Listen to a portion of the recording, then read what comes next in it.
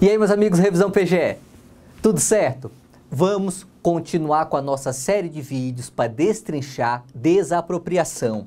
Lembrando que esse é o canal do Revisão PGE, o nosso foco aqui é advocacia pública, tá? Se você quiser fazer concurso para magistratura, Ministério Público, Defensoria, seja bem-vindo, mas saiba que a gente não está pensando em você, a gente pensa aqui em quem quer ser advogado público. Por isso a gente fala de desapropriação, que é um tema essencial para a advocacia pública. Vamos lá. Agora, nessa parte 2, a gente vai falar do procedimento administrativo. Vamos esmiuçar os detalhes de como funciona o procedimento administrativo da desapropriação. Olha só, existe uma concatenação lógica de atos.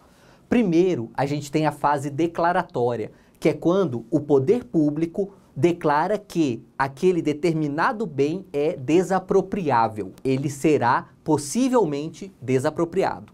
Beleza. Superando a fase declaratória, a gente vai ter a fase executória, ainda no âmbito administrativo, ok? Essa fase executória, a gente pode ter um acordo entre o ente expropriante e aquela pessoa expropriada, aquela pessoa que está perdendo o seu bem. Tendo esse acordo, acaba aí a desapropriação. Não tendo este acordo, nós vamos para o processo judicial, que é o objeto do nosso próximo encontro, beleza? Então vamos começar detalhando aqui a fase declaratória, que tem muita coisa útil para ser dita. Fase declaratória, e a gente começa em um ponto que a gente inclusive já pincelou na aula passada.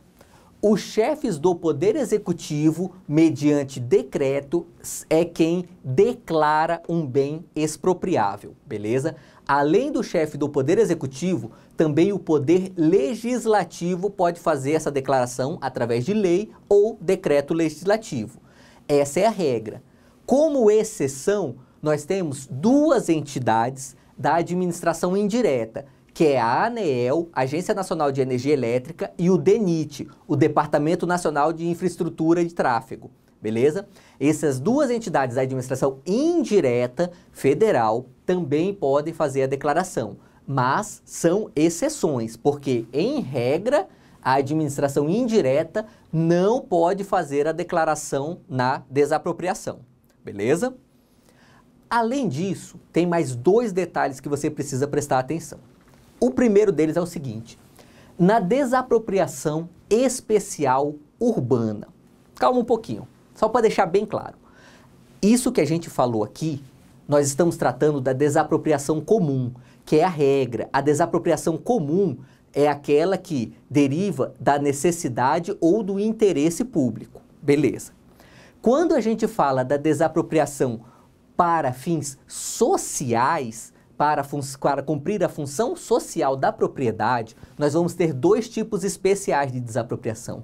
O primeiro tipo especial é a desapropriação especial urbana. Daqui a pouquinho a gente vê o fundamento constitucional dela. Mas só para você já ver o que acontece com o ato de declaração da desapropriação especial urbana. A competência para declarar o interesse público nessa desapropriação se restringe ao município, tá bom? Estados e União não fazem desapropriação especial urbana. E não é qualquer município. É só o município que tenha um plano diretor, ok? Se o município, especialmente aqueles abaixo de 20 mil habitantes, é comum não terem plano diretor. Se o município não tiver plano diretor, ele não pode fazer desapropriação especial urbana. Outro tipo especial de desapropriação é a desapropriação especial rural, cuja competência para a declaração de interesse social é exclusivamente da União, beleza? Então, olha só, a desapropriação especial rural, que é aquela para fins de reforma agrária, só a União pode fazer. Nós teremos uma aula específica para tratar dessa desapropriação, porque tem bastantes detalhes nela, beleza? Agora, para você entender esses fundamentos constitucionais só, olha aqui. Artigo 182, parágrafo 4º da Constituição. É facultado ao poder público municipal, mediante lei específica para a área incluída no plano diretor, por isso que precisa ter plano diretor, exigir, nos termos da lei federal, do proprietário do solo urbano não edificado, subutilizado ou não utilizado, que promova seu adequado aproveitamento sob pena sucessivamente de... Então, olha só, o proprietário de imóvel urbano, ele tem que dar uma função social para esse imóvel, ele tem que utilizar aquela propriedade. Se ele não utilizar, o município pode sancioná-lo e o sancionará como? Olha só, é só ver os incisos. Primeiro, parcelamento ou edificação compulsórios. Ou seja, o município vai lá e fala, olha, seu João, você que é dono daquele terreno baldio ali na quadra X, bairro tal, endereço tal, você precisa construir algo ali para dar uma função social àquela sua propriedade, tá? Essa é a edificação compulsória. Se é um terreno muito grande, o poder público municipal pode determinar também o parcelamento compulsório da área. Beleza, essa é a primeira sanção. A segunda é uma que a gente estuda muito em direito tributário, que é imposto sobre a propriedade predial e territorial urbana progressivo no tempo. É o famoso IPTU progressivo no tempo. O que é isso? O IPTU de uma propriedade que não está sendo utilizado, ele pode ir aumentando conforme vão passando os anos por ordem da prefeitura. Para quê? Para obrigar o proprietário a dar alguma destinação para aquele imóvel. Ou seja, o imóvel inútil na área urbana, ele pode ter o seu IPTU aumentado. Agora imagine que o poder público tomou essas duas medidas e ainda assim o dono do imóvel não fez nada. Continua lá aquele terreno baldio no meio da cidade. O que pode ser feito? Pode ser feita a desapropriação com pagamento mediante títulos da dívida pública de emissão previamente aprovada pelo Senado Federal, com prazo de resgate de até 10 anos, em parcelas anuais iguais e sucessivas, assegurados o valor real da indenização e os juros legais. Essa é a desapropriação especial urbana, ok? Olha só, a gente já viu naquele primeiro encontro que a desapropriação ela enseja uma indenização justa e prévia, beleza? Agora, olha essa desapropriação, é por isso que ela tem o nome de especial, porque a indenização aqui não é prévia. Olha só, emissão de títulos previamente aprovado pelo Senado, com prazo de resgate de até 10 anos. Ou seja, o poder público ele não vai indenizar em dinheiro o proprietário, ele vai indenizar em títulos que vencem em até 10 anos. Ou seja, não é uma indenização prévia, na verdade, porque você está entregando títulos que não é dinheiro, obviamente. Beleza? Então essa é a desapropriação especial urbana. Quem faz a declaração na desapropriação especial urbana? Só os municípios que têm plano diretor. Só. Ok. A desapropriação especial rural também tem regra própria na Constituição. Olha só.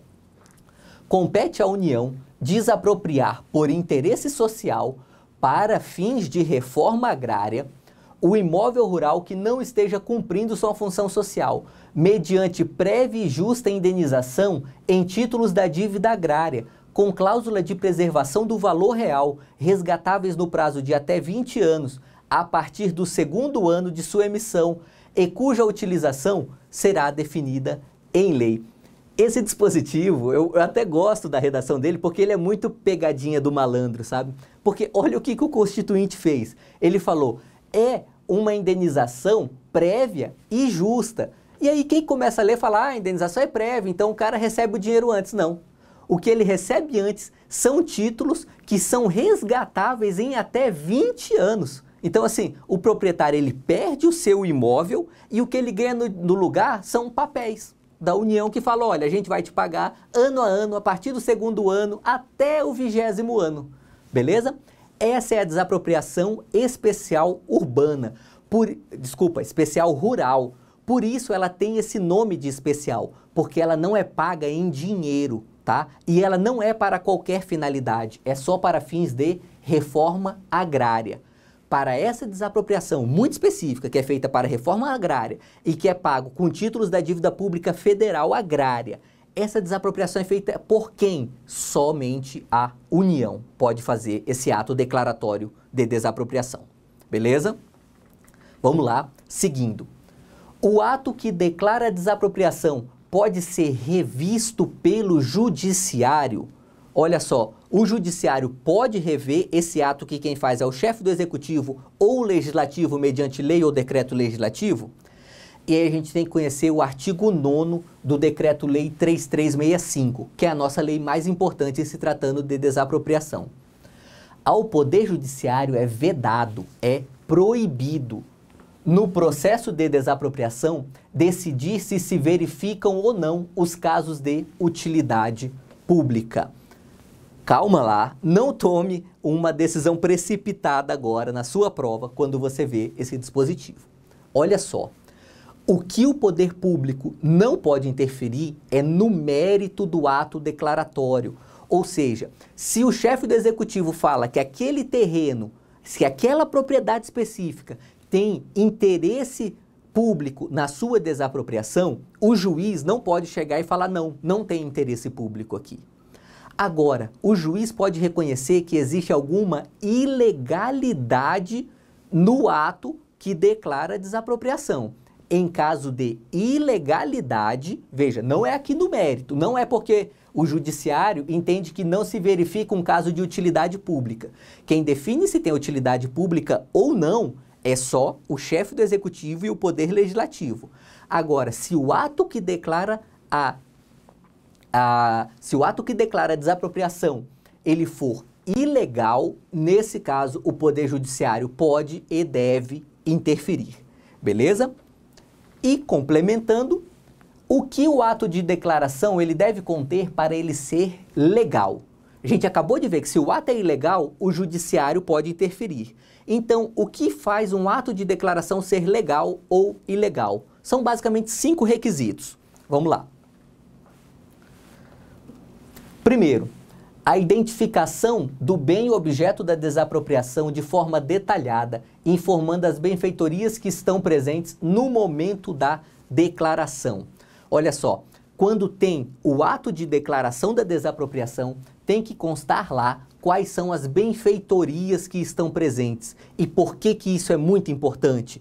Porque, como a gente vai ver no nosso encontro em que a gente for tratar da indenização, as benfeitorias em regra, são indenizáveis, mas aí a gente vai cair lá naquele conceito do direito civil, das necessárias, das úteis e das voluptuárias, e aí nós vamos ver isso em detalhes, beleza? Mas por enquanto saiba, em regra, benfeitorias são indenizáveis da desapropriação. Beleza. O que mais o decreto tem que ter? Os recursos orçamentários que serão utilizados para a satisfação do direito do expropriado, conforme determina a Lei Complementar 101, a Lei de Responsabilidade Fiscal. Ou seja, esse decreto que declara a desapropriação, ele já tem que prever os recursos orçamentários para fazer a indenização do expropriado. Segundo requisito. Nosso terceiro requisito agora. O motivo que deu ensejo à prática do ato, apontando o dispositivo legal que justifica a realização da desapropriação. Olha só, por força do artigo 50 da Lei 9784, que é a Lei do Processo Administrativo Federal, os atos administrativos, em regra, eles devem ser motivados, tá? Esse caso aqui não é exceção. Tem que ser motivado esse decreto de desapropriação. Ele tem que informar para que fim se está fazendo aquela desapropriação. Mais um, nosso quarto requisito. Tem que demonstrar a finalidade do ato de desapropriação, com a informação da destinação pública do bem após ser incorporado ao patrimônio público. Como a gente ainda verá nesses encontros, cada bem desapropriado ele tem uma destinação específica. Se ele não cumprir essa destinação, a gente tem um instituto do direito administrativo que se chama predestinação. Nós veremos isso em detalhe.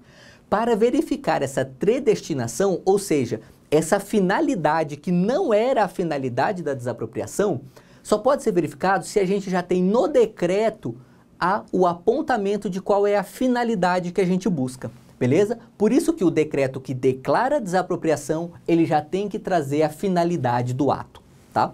E o nosso quinto e último requisito para fechar a legalidade do decreto de declaração de desapropriação é a identificação do sujeito passivo, ou seja, quem é o proprietário daquele bem Em outras palavras, a quem o poder público pagará a indenização, ok? Nós vamos ver que existe até uma solução caso não se encontre essa identificação do sujeito passivo. Mas vamos seguindo. É importante ressaltar que o ato de declaração, ele fixa o estado do bem. A doutrina usa muito essa expressão, fixar o estado do bem. O que você entende com isso aqui? Você entende o seguinte, na data que tem o decreto ou a lei definindo aquele bem como desapropriável, é naquela data que você considera o estado atual do bem. Ou seja, tem benfeitorias? Beleza, todas as benfeitorias que tiverem lá na data da declaração terão que ser indenizadas. Agora imagine o seguinte, o poder público declara em 1º de janeiro um bem desapropriável. No dia 1º de fevereiro, o dono vai lá e constrói uma piscina, um bem voluptuário. O poder público terá que indenizar? Como a gente verá na aula de indenização, não precisa. Por que não precisa indenizar? Porque esse é um bem voluptuário que foi feito depois que foi fixado o estado do bem. Então é muito importante esse marco. É na declaração da desapropriação que a gente faz essa fixação, ok? E esse ato de declaração da desapropriação, ele não tem efeitos eternos. Ele chega uma hora que se o poder público não fizer nada, ele decai. Ou seja, nós temos aqui o instituto da decadência, tá? E se é uma declaração de utilidade e necessidade pública, decai após 5 anos. Ou seja, 1º de janeiro de 2015, o poder público declara que o imóvel tal está passível de desapropriação por utilidade pública. Quando chegar em 1º de janeiro de 2020, se o poder público não tiver efetuado, executado a desapropriação, aquele decreto ou lei vai simplesmente decair nos seus efeitos, ok? E se for uma declaração de interesse social, nesse caso o prazo decadencial é de 2 anos. Essa é uma pegadinha clássica em concurso, sabe? E concurso de advocacia pública cai com frequência. Busque memorizar isso aqui. Eu sei que não é fácil, mas busque memorizar. Se estamos falando de declaração de utilidade e necessidade pública, a decadência é 5 anos. Se estamos falando de interesse social, a decadência é de 2 anos. Beleza. Decaiu o prazo. O poder público pode fazer um novo decreto? Pode, só depois de 1 ano, tá bom? Então imagina que a decadência ocorreu em 1º de janeiro de 2020. Quando chega em 20 de junho de 2020, o prefeito olha e fala, caramba, eu quero mesmo desapropriar esse imóvel. Ele pode fazer imediatamente outro decreto? Não. Ele vai ter que esperar passar 1 ano desde que ocorreu a decadência e aí sim ele vai poder fazer um novo decreto de declaração de desapropriação por interesse ou necessidade pública ou mesmo por interesse social. Beleza? Isso é o que tem de importante para a gente falar sobre essa fase declaratória da desapropriação. Temos ainda a fase executória na esfera administrativa. Essa é bem mais simples. Olha só. A execução, ela pode se efetuar na via administrativa, no caso de consenso entre poder público e proprietário quanto ao valor indenizatório, havendo pagamento em dinheiro previamente à tomada da propriedade. Não há incidência de precatórios judiciais. Olha só, uma vez declarado um bem como expropriável, precisamos fazer agora a execução daquela desapropriação. Tem que desapropriar de fato e passar para a esfera do poder público a posse e propriedade daquele bem, ok? Essa é a fase executória da desapropriação. Ela só ocorrerá na esfera administrativa se o executado concordar com o valor da indenização, ok?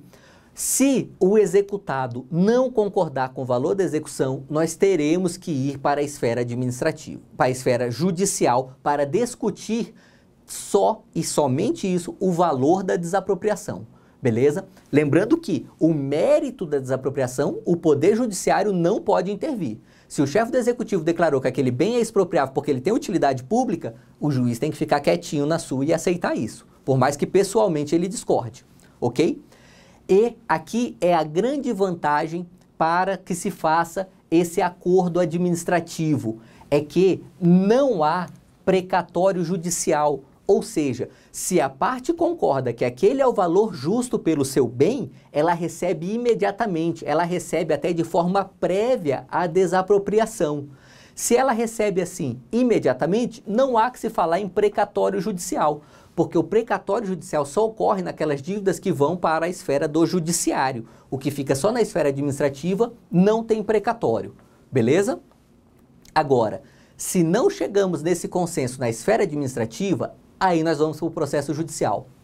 Sempre que houver discordância do proprietário em relação à verba indenizatória, ou o ente expropriante não souber quem ostenta a qualidade de proprietário do bem, a desapropriação será executada pela via judicial por meio de ação de desapropriação, beleza? Então, para fechar nossa aula, se não temos acordo na esfera administrativa, nós teremos uma ação de desapropriação ajuizada pelo próprio poder público expropriante. E nessa ação só ocorrerá em duas hipóteses. A primeira, se houver discordância com o valor da indenização, e a segunda, que é se o ente expropriante não sabe quem é o proprietário, porque aí nesse caso ele fará uma espécie de consignação em pagamento, né? Ele vai depositar em juízo esse valor e aí vamos descobrir quem é o proprietário daquele imóvel. Beleza? É isso aí, por esse encontro é isso. Na próxima a gente vai ver os detalhes do processo judicial de desapropriação. Vamos juntos!